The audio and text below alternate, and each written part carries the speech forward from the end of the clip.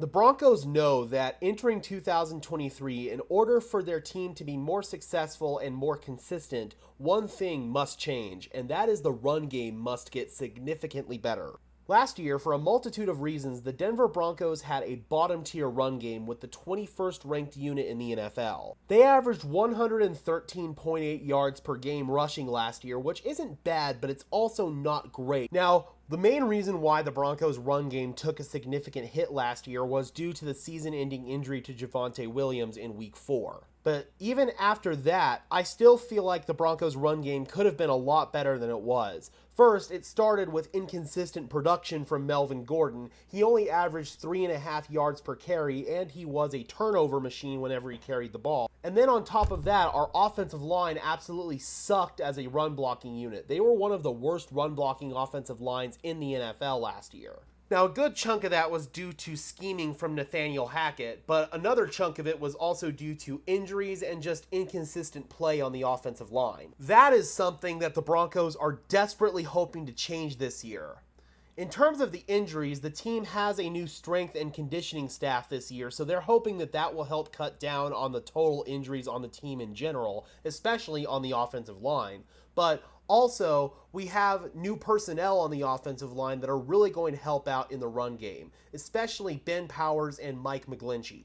Powers is one of the best run-blocking guards in the NFL, and McGlinchey is one of the best run-blocking tackles in the NFL, so that's a win-win situation there for the Broncos' run game. On top of that, Javonte Williams seems to be on track for Week 1, which is incredibly surprising, although I'm not sure how much we can depend on him to truly be our every down back, especially in the early part of the season. Maybe as the season goes on, Williams will be integrated more and more into the offensive game plan, but right now, we have Samaje Perine, who we brought in free agency, who is obviously going to take a big load off of Javonte Williams and his overall carries and workload.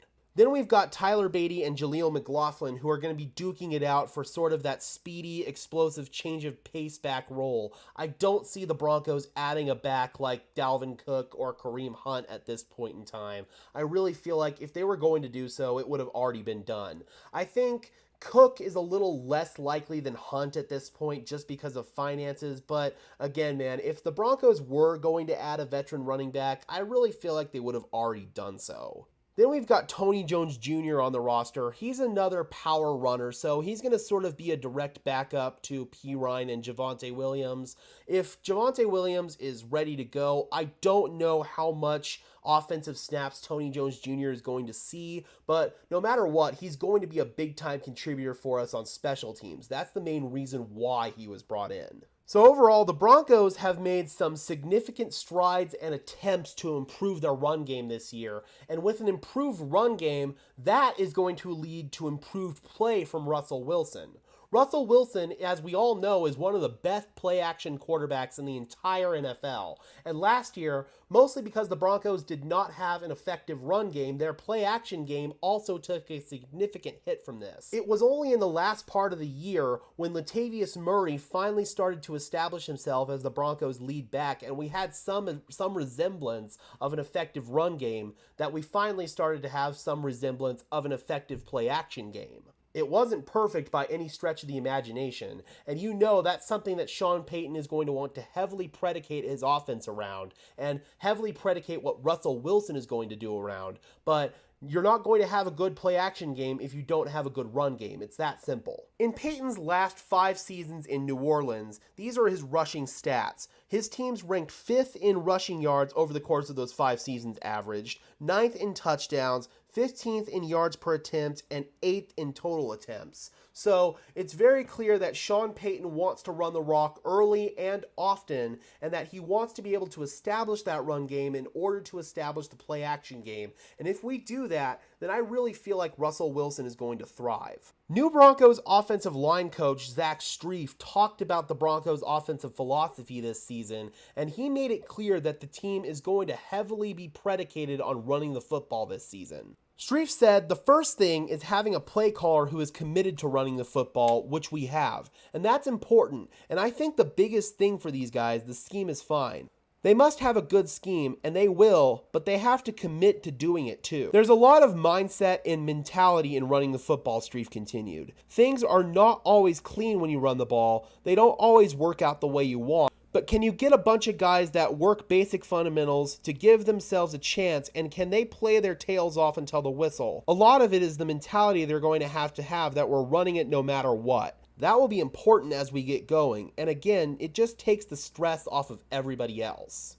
So overall, again, man, if the Denver Broncos are able to get a more consistent production out of their running game in 2023, then it's really going to help open up the passing game, and it's going to make Russell Wilson look a lot more comfortable here in Denver and a lot closer to the quarterback that we saw for 10 years in Seattle. Although Javonte Williams may not be an early contributor, at least significantly, I do feel like as the season progresses, Javonte Williams is going to be integrated more and more into this run game and our overall offensive game plan. And once that happens, I feel like the sky is the limit for the Broncos' run game, especially with a healthy Javonte Williams and an improved offensive line. And one thing I didn't even get into as well is that tight ends and wide receivers are also going to be significant contributors in the blocking game, and I feel like we're going to be getting our best blocking wide receiver back in Tim Patrick. Timmy P is a guy who absolutely puts in 100% effort at all times as a blocking wide receiver,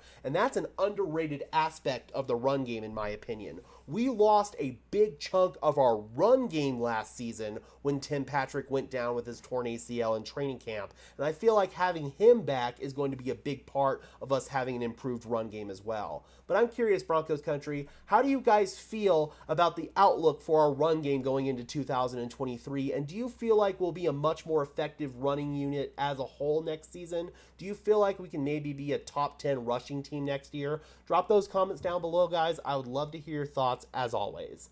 Be sure to leave a like on this video as well as subscribe and ring the bell so these videos appear in your notification feed. I would really appreciate it, guys. Those are two free and easy ways to share your support. It helps tell YouTube's algorithm to push us out to fellow members of Broncos country just like you and me.